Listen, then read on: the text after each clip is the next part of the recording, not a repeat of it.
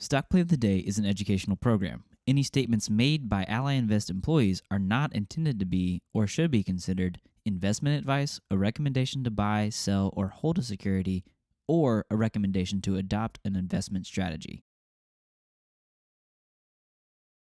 Hello and welcome to the Stock Play of the Day. Today's stock is Disney. We'll discuss should we pass or should we play?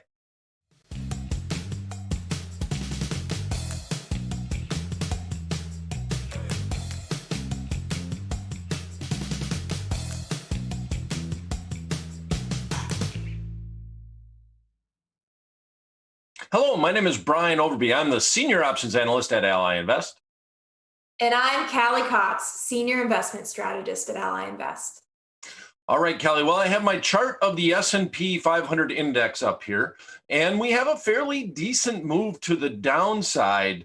We've been kind of looking for a little bit of a pullback, but it's not that big of one today. But the biggest thing that we were looking at is how overextended we were relative to the 20-day moving average. And moving average actually came back up and kind of brought that gap in a little bit. But we did break below the 20-day moving average. And to go along with this downturn, we actually saw a spike up in the VIX up above the 20% level that we've been talking about for quite some time now. So in the markets, what do you see going forward this week? Yeah, Brian. Well, you're right. Stocks are down quite a bit today, relatively. And it's even more striking because it's not obvious why this is the case, other than markets are, potentially a little overextended, like you said. There are no big headlines on the tape, although we did get a lot of news to digest last week, and I'll give you the quick rundown of that. So the Fed is keeping rates low and bond buying high, no change there. GDP grew 6% last quarter. That was around estimates. And big tech stocks blew earnings out of the water. But ironically, tech stocks seem to be the space leading the markets lower today. And traditionally defensive spaces like consumer staples, utilities, and real estate are doing better. I will point out that Yellen did mention the potential for rising rates in an interview less than an hour ago, but the market was already sliding before that happened. So it's unclear what exactly, if anything, really kicked off this slide in the first place. Is it inflation worries? Is it growth worries? Is it Bill and Melinda Gates' divorce? I don't know. Your guess is as good as mine today on why markets are down. It just seems like investors woke up on the wrong side of the bed. And that's okay. It happens. We haven't seen a lot of weakness lately, even though the stock market has started to stall out just a little bit from some pretty incredible growth. The S&P has gone nearly a month and a half without a 1% drop, which is a long time without a noticeable down day like this. Just FYI, since 1950, the S&P has averaged a 1% drop or more every 9 days, just to show you how common a move like this is. So I wouldn't make too much out of it. I mean, pullbacks happen, even in healthy markets. So what are we watching going into this week? Well, earnings are still rolling in. Earnings season is still going strong. And there are over 100 S&P companies reporting this week. I think there are still about 122 to go as of now. It's a jobs week too. We're slated to get the April jobs report on Friday morning. And economists think that the US economy added about 1 million jobs last month, which is a big number. It sounds big, and it is big when you consider the context. The jobs report will be especially in focus this time around too, with the Fed making it clear last week that it's watching the job market for more improvement before it even thinking about pulling back its market support. Which, by the way, those are Powell's words, not mine. And 1 million jobs added would be a big step in that direction. In fact, at that pace of recovery, we'd be back to pre-pandemic job levels early next year. So this could be a report that's taken as bad news by the market, even if it is good news. Overall, we're still seeing a market that's searching for what could go wrong, whether it be an inflation scare, a Fed change, a new tax policy, or, frankly, a divorce headline. I don't know. We're all wondering if this is as good as it gets, and maybe it is for the time being. But we are still optimistic on stocks over the next 12 months. We just think the market's ready for a step back, and investors are preparing for it. And there's nothing wrong with that. So that's the rundown of what I'm seeing in markets, Brian. And I see the VIX just crept above 20. So I want to hear about what you're seeing in the VIX. Tell us more about that. Right. Okay. So my rationale behind the market being down today is that there are more sellers than buyers, and that's, I think, my insight on as to why we broke to the downside. But with that said, you think about all the good news we had last week. The tech stocks were just blowing away the markets left and right with their earnings reports.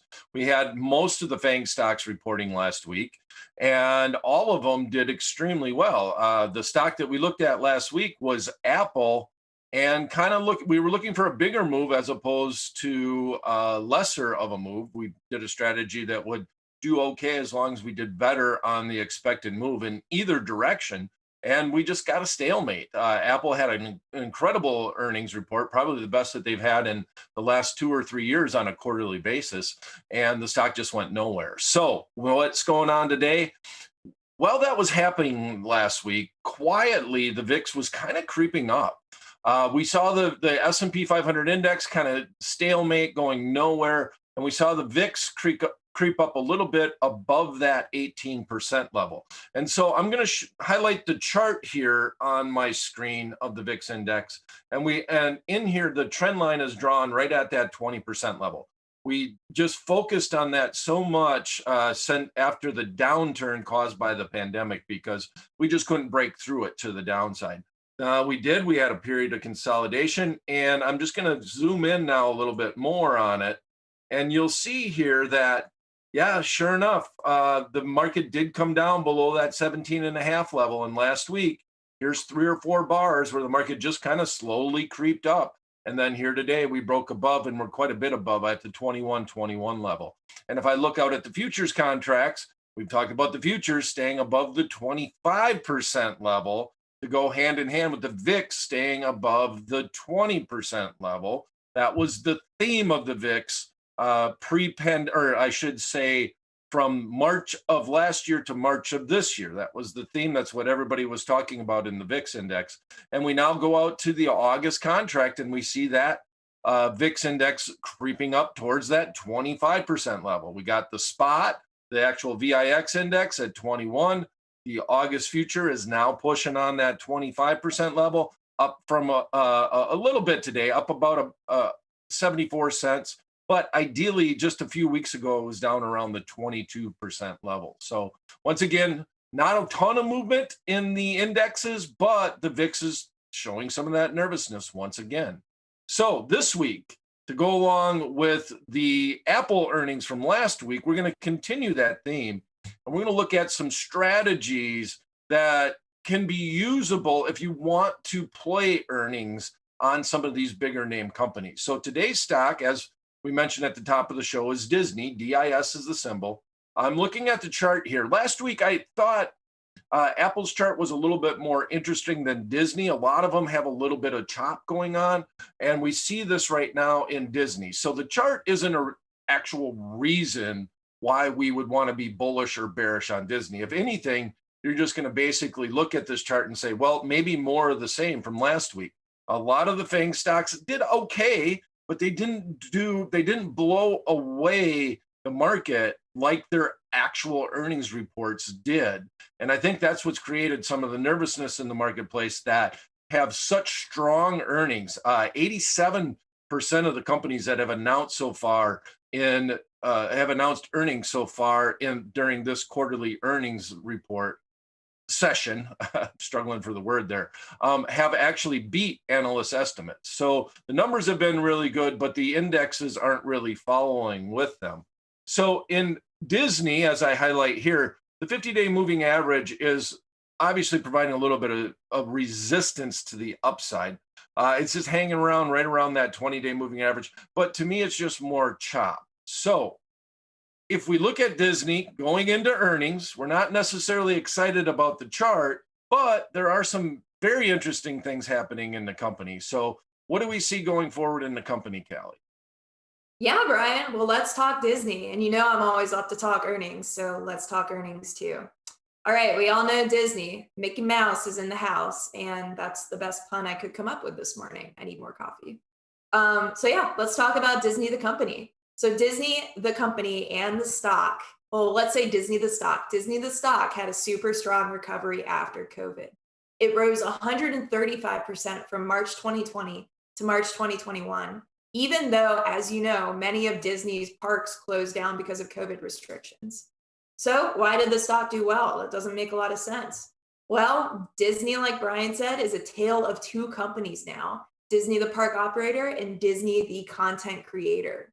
Yes, Disney gets money from affiliate fees for things like sporting events. And as we all know, sporting events have dropped off for Disney because, well, sporting events, think about Disney. Disney owns channels like ESPN, and sporting events obviously have become less popular because, some have had to be canceled, others aren't getting as much of an audience. So that line of business isn't doing so great. But the beacon of hope has been Disney Plus. Disney is focusing aggressively on building out its Disney Plus streaming service content, which it leaned on heavily for success while we were all stuck at home last year. In fact, advertising and subscription fees have grown to about 40% of Disney's revenue, up from 20% a year ago. And it seems like shareholders view Disney as a content company more than a park operator, too. That's why Disney shares have followed more of a stay-at-home stock path than a reopening trade stock path. And that's why it did so well in the 12 months after the COVID pullback. So what's going on with Disney now? Why are we looking at it? Well, like Brian said, Disney's next earnings report is coming up on May 13th. And we think it could be an interesting catalyst for the stock, which has been, stuck at a certain level for a few months. So if the market views Disney as a content creator, investors could focus more on its Disney Plus subscriber count and projections than its other segments and data when earnings come out next week. And this could be kind of a blessing and a curse if you think about it. Why? Well, the market has given the benefit of the doubt to most tech and content stocks so far in this earnings season. And Disney may also have some upbeat guidance on its other product lines, like affiliate fees and parks, like we talked about, since those depend more on in-person attendance, and we're all kind of slowly making our way outside of our homes now. And going back to the tech and content creators, as Brian mentioned, I mean, the market has really appreciated tech earnings. We saw blowout earnings in Apple, we saw blowout earnings in Facebook and Google, and the market rewarded them, much to our surprise. You can watch our episode last week, and we weren't expecting that. So we could see that happen with Disney for sure, especially as the market views it more as a tech-like stock. But then again, we all saw what happened with Netflix, whose shares got pounded in its earnings release after missing subscriber projections by a long shot. Because frankly, people aren't stuck in their houses watching TV anymore. And this could be a risk for Disney too. So I think it all boils down to how or what lens the market views Disney in for these earnings. Disney, the content creator, or Disney, the whole company? I think it might be the former, but who knows? And this market has been really interesting, and Disney has been stuck. So it could be preparing for a pretty big move, higher or lower. Plus, I'll mention too that Disney's actual financials are still recovering from COVID. Disney has been unprofitable for the last 3 quarters, and up until now, shareholders have mostly given it a pass. But analysts expect Disney's earnings to bounce back this quarter, so estimates are pretty high. And if that's not the case, fans of the mouse could be in for a rude awakening come earnings day. So, Brian, I know I've talked a lot, said a lot of things about Disney. I think we need an options trade that accounts for both scenarios, bullish and bearish, come Disney's earnings day. So I want to hear what you're thinking there. Before I pass it along, I will remind all of our viewers, and I think they're already doing it, I'll remind all of our viewers to please drop your questions in the chat, because we will be answering your questions live at the end of the show today. All right, Brian, tell us what you're thinking for Disney options. All right. Well, I'm going to stick a little bit with the theme of last week and say that this is a speculative trade, but we're just trying to learn here on the stock play of the day. So this is an alternative to the trade that we mentioned last week, which was a back spread with calls in Apple. That strategy kind of applies here with Disney too. You've got about the same dollar level stock. Apple's at around 132. Disney's up around 185, I'm sorry. And with that said, that strategy, if you were looking for a more volatility as opposed to less, that could apply. But I want to give you a different way to play it too.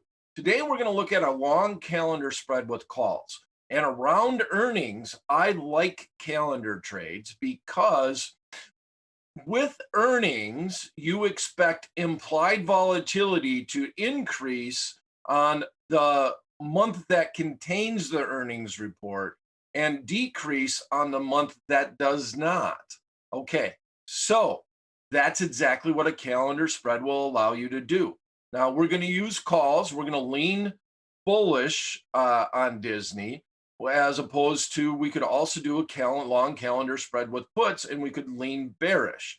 Now, this instance, we're going to go a little bit out of the money, look at a call option. We're going to sell some near-term premium to help pay for an out-of-the-money call option that will be alive after the earnings announcement. Okay, so how does that address a couple of things? If I'm buying out-of-the-money calls, it's really hard to do that time and time again on around earnings and deal with the fact that you need a decent move in the underlying stock for the stock to get to the strike because it's out of the money, and then also deal with time decay issues and decreases in implied volatility, which will usually happen once a company announces earnings, and after earnings the stock doesn't quite move as quickly as you want, then you can have some issues with decreases in implied volatilities actually hurting your strategy, even though you're correct on the direction of the forecast. Okay, so here's a long calendar spread with calls. What we're going to be doing is selling the front month option contract. In this instance, it's going to be a weekly option. So the nearest term expiration is only going to live a few days. And then we're going to be buying the expiration that actually expires after that earnings reports. And Disney announces on a Thursday, so it's only going to have 1 day to live. Obviously, the option contract that contains the earnings is going to be a little bit juiced up because of this known event. It's going to be fairly expensive. So I wouldn't want to buy it outright. I just, in general, would not do that strategy. So how could we still participate? Almost a fear of missing out if Disney does break out to the upside, and do it at a relatively, well, at a less costly way to do the trade overall.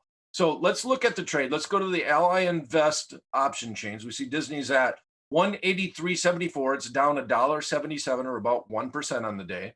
Now, I don't mind doing this trade right now. Disney earnings aren't until next week. If we were on the 12th of May, we would look at a totally different strategy. This trade wouldn't even apply.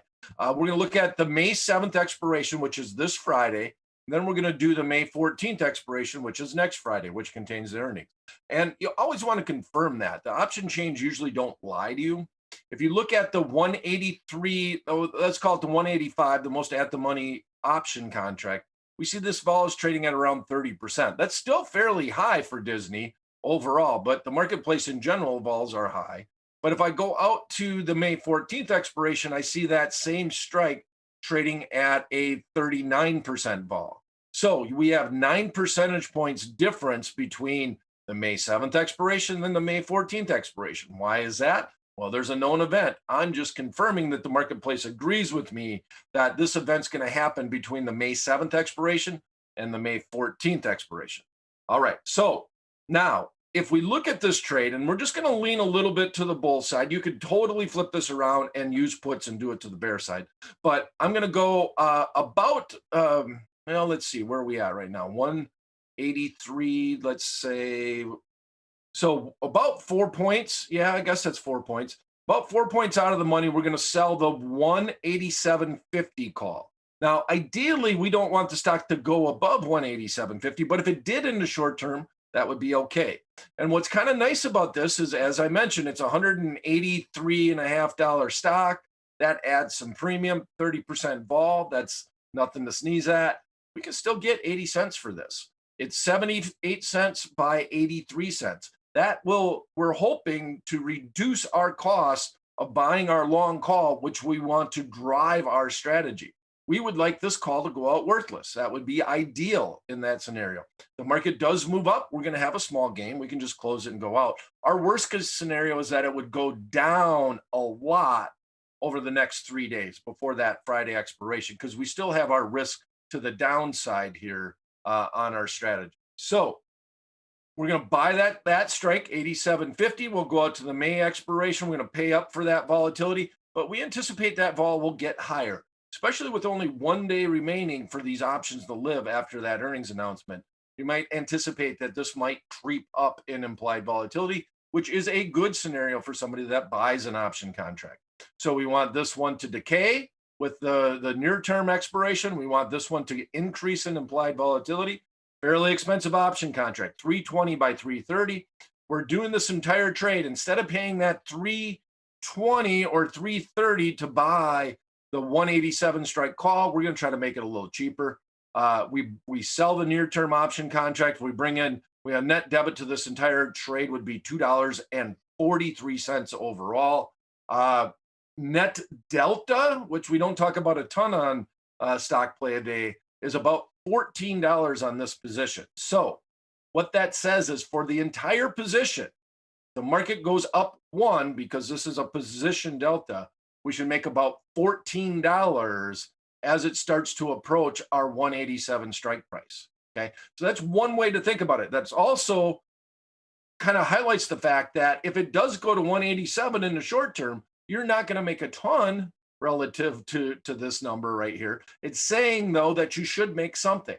So don't be looking for a home run over the next 3 days if it gets to 187. But if it does get there, I want to close the trade and get out. I don't want this thing to move too hard to the upside. I'm going to take my small profit. I'm going to move on. My ideal situation would be that the underlying stock went to 186, 186 and a half. And it allowed me to be long my call option going into that actual earnings report. And hopefully we get a breakout to the upside. I'm managing my risk. I still got a decent amount of risk, $2.43. Ideally, I might want to put on this trade on Friday and got the weekend time decay, get a little bit more time premium, but we do the stock play of the day on Tuesday. I'm basically showing you the strategy is this is a way that you can trade stocks like Disney around earnings. Try to manage some of your risk. And it's just, as always, it's just meant to be a learning exercise here on the stock play of the day, not necessarily a recommendation overall. So if I put it in the right rail, this will officially become our speculative earnings play around Disney. We're going to be selling the May 7th, 187.50 strike call at the same time, buying the May 14th, 187.50 strike call. We're going to do this for a net debit of $2.43. Make that order type of debit, $2.43. That would be good for the day. Want to fill somewhere by the midpoint around earnings. Usually midpoint fills are feasible, but they're not guaranteed. You always want to add commissions in when you're managing your risk. But overall, our net debit is our risk on this trade. As long as we ride this up to that first expiration date, that's the maximum we can lose is $2.43. Now, you want to manage this trade. If this underlying goes above our strike price of 187.50, you could even roll this trade into a long call spread going into earnings. If it goes down, maybe you want to manage your risk and get out and say, well, if this entire thing starts trading for $1.25, I'm just going to close it because I'm not going to take the risk of earnings. I'm already down too much on the trade. So this is a trade over the next 3 days that you definitely want to manage. Now, if you get all the way to earnings and you get to that big earnings announcement on the 13th, on Thursday, well, at that point in time, then it's going to become an all or nothing trade. Our short-term option contract got to the expiration date. Now you're just going to ride this into earnings. And so this is a real nice setup for our overtime show, which we'll be doing on Fridays, noon Eastern time, just like the stock play of the day. And we'll look at, well, let's see where Disney is at. And should we adjust this trade or should we just let it ride going into the next week on earnings? All right, $2.43. I'll take a quick peek. I'm running out of time and I see quite a few questions coming in. This is our profit and loss calculator. It's a little tough to actually see because this is just going as of expiration. We're paying a lot more than we're receiving. And overall, if it does get to our strike, I just want to highlight if you make $50 or you make 50 cents on your 1 by 1 long calendar because it gets to your strike right away, the 187.50, that's okay. Don't expect to make too much more than that. Okay. Overall, I just want to set your expectations real. And that's what I want to make your expectations real. And that's what the profit and loss calculator can help with. All right. So let's go back. I'll bring up the options workbench here, showing the trade. And then let's go and let's address some of the questions, Callie. What do we have to start with? Yeah, well, you're right, Brian. We have quite a few questions. Let me give it a look. So Todd Short, hi Todd. Todd is hyping up dividends in the chat. Todd is very excited about dividends. He says, "Hello, everyone, dividends." But he has a question as well, so I'll toss this one out. Todd Short asks, "What do you guys think of QYLD as a retirement option in my 40s? Living off the dividends every month, I mean." And Todd, I'll preface this with we can't recommend any funds. We don't know your personal situation, and it's going to depend on your personal situation. But I know Brian has a lot of thoughts about, selling covered calls, and QYLD is actually the NASDAQ covered call ETF. So Brian, do you have any advice, not advice, but do you have any thoughts for Todd on, selling covered calls, maybe in retirement, that strategy in general? Oh yeah, that's one way to bring in income above and beyond dividends on a lot of companies that you may own. Now, if you have a high dividend paying portfolio, and Disney does actually pay a decent dividend, and interesting enough, no companies in April actually cut their dividend, which has not been true, obviously going back a year in time, but nowadays, we had no dividend, none of the companies actually decreased their dividends, and some of them came back and actually added their dividends.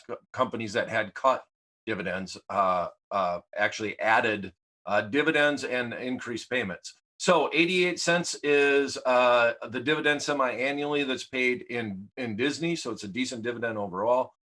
If you are selling calls on stocks that pay dividends, you actually usually don't get as much premium because when a stock pays a dividend, the company goes down by the amount of the dividend. So I want to keep that in mind. If you have a dividend portfolio, you are literally trying to capture the dividends that are being paid by the company.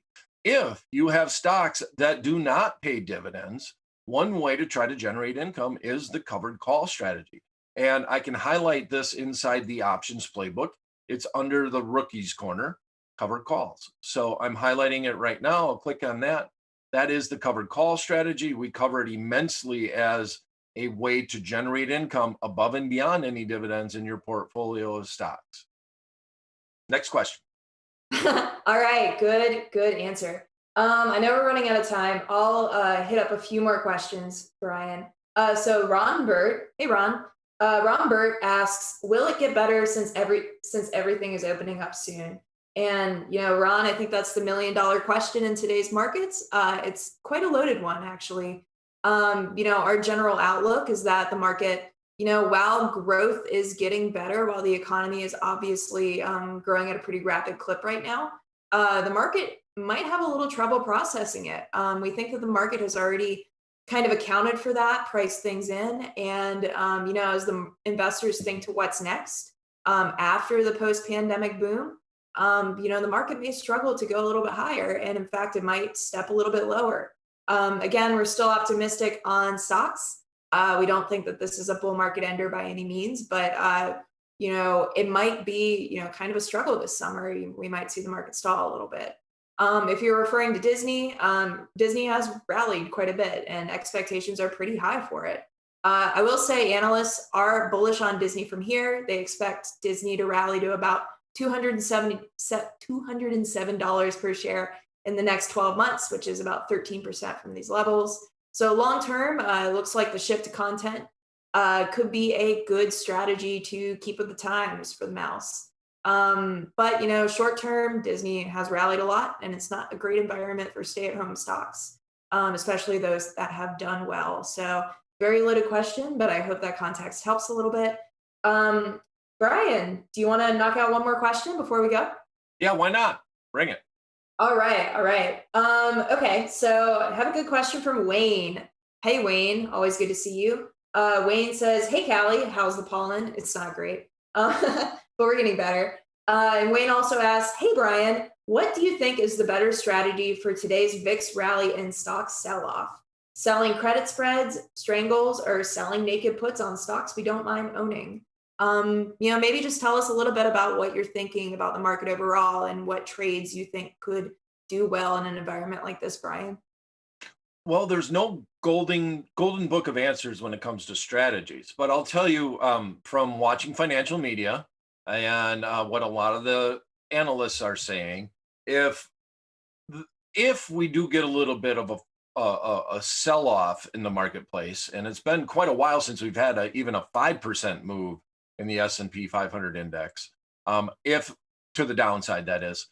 One way to do it is to sell some puts. You get a little bit of an increase in volatility. I really don't want to be naked puts, or I'm sorry, selling cash secured puts around earnings, because I don't want that risk of a big downside with not a lot of upside. But if I do get some sell-offs after earnings, i.e. Apple last week had a big run up as soon as they announced in the aftermarket, and then actually sold off during the day and ended up down at the end of the day. One thing that you might think about doing if you wanted to buy some more Apple is sell a put saying you'd be willing to buy that stock at a lower price, grabbing some of this volatility that's in the marketplace. But you already know that they've announced earnings and that is not a concern as much. You can always get blindsided by news, but that known event is already taken care of.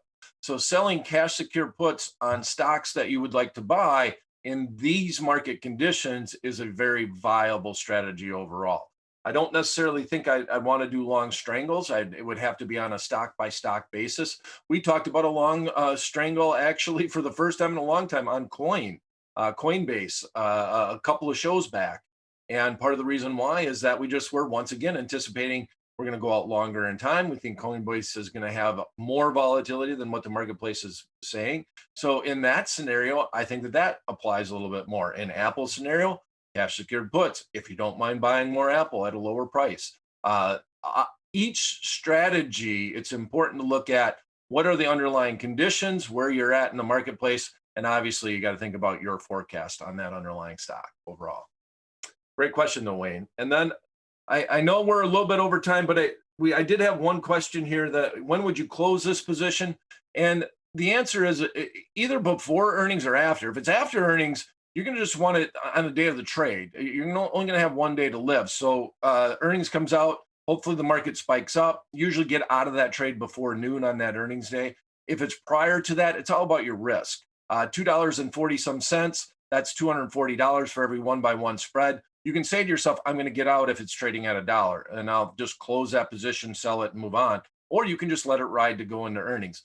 We've managed the risk by selling the call option against it, the short-term option.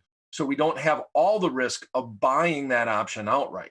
If it does hit our strike before Friday, before that first expiration, you're going to want to do something. And we're going to talk about that in the stock play of the day overtime this Friday. That option will still be alive when we're taping the show. So overall, that's going to be it. That's going to be it for the questions that I really wanted to address. We got a couple more that we're not going to be able to get to, and I'll pass it back to Callie to kind of finish things up here a little bit.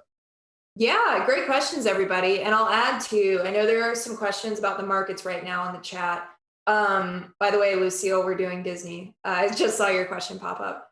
I know there are a lot of good questions about the markets. Check out Allies Community Hub. That's where Lindsay and I post all of our research and insights. And we actually address a lot of the questions that are popping up in the chat in these notes. So ally.com/do it right, do-it-right. Check that out for more of our insights. And with that, I'll reiterate what Brian said. Dial in for the stock play of the day overtime at 12 p.m. Eastern on Friday. It's always a good time, and we'll revisit how well this trade has done, or maybe not how well it's done, and how you can adjust it. So with that, thank you for watching. I'll let Brian take it out. All right, everybody, click subscribe. Click subscribe and ring the bell to make sure you get all alerts. And we'll see you this Friday. Thanks for coming, everyone.